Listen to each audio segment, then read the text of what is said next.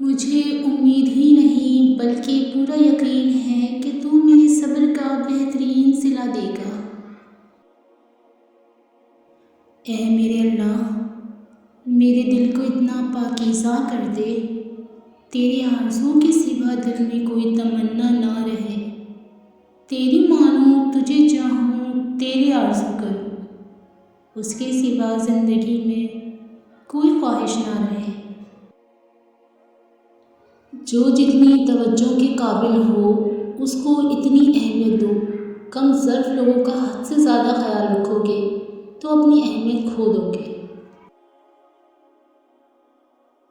معاملات اللہ کے سپرد کرنا ہی بہتر ہوتا ہے، کیونکہ ہم خود بھی اپنے ساتھ اتنے مخلص نہیں ہوتے جتنا اللہ ہمارے ساتھ ہوتا ہے۔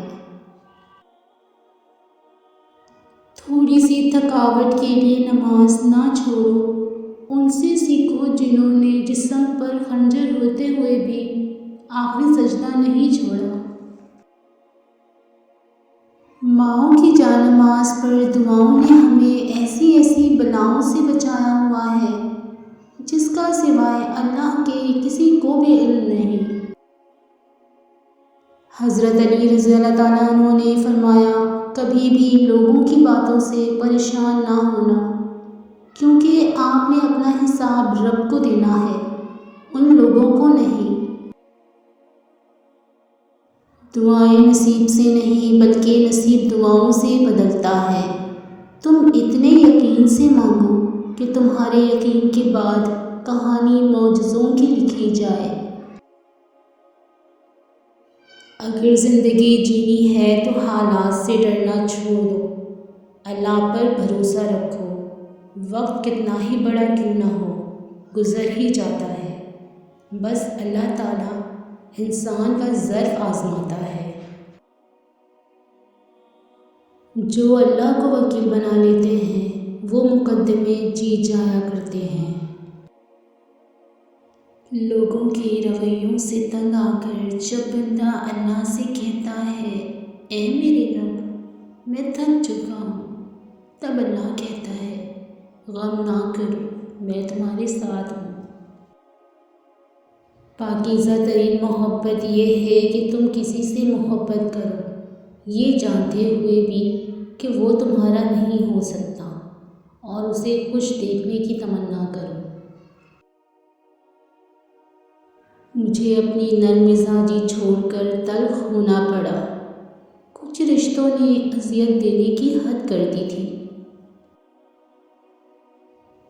اے بادشاہت کے مالک، اپنا معاملہ تجھ پر چھوڑتے ہیں اور اپنی فکر تیرے سپرد کرتے ہیں۔ بس مجھے ایسی خوشخبری عطا کر جو میرے دل میں خوشی کے دروازے کھول دے۔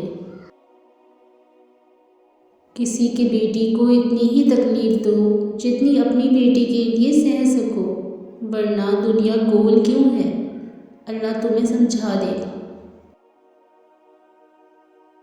آج کل کی دنیا کے لوگ دوسروں کا ظرف اور ضبط برداشت کی آخری حد تک آزماتے ہیں، اور جب سامنے والا پھٹ پڑتا ہے تو کہتے ہیں کہ تم میں تو برداشت ہی نہیں ہے۔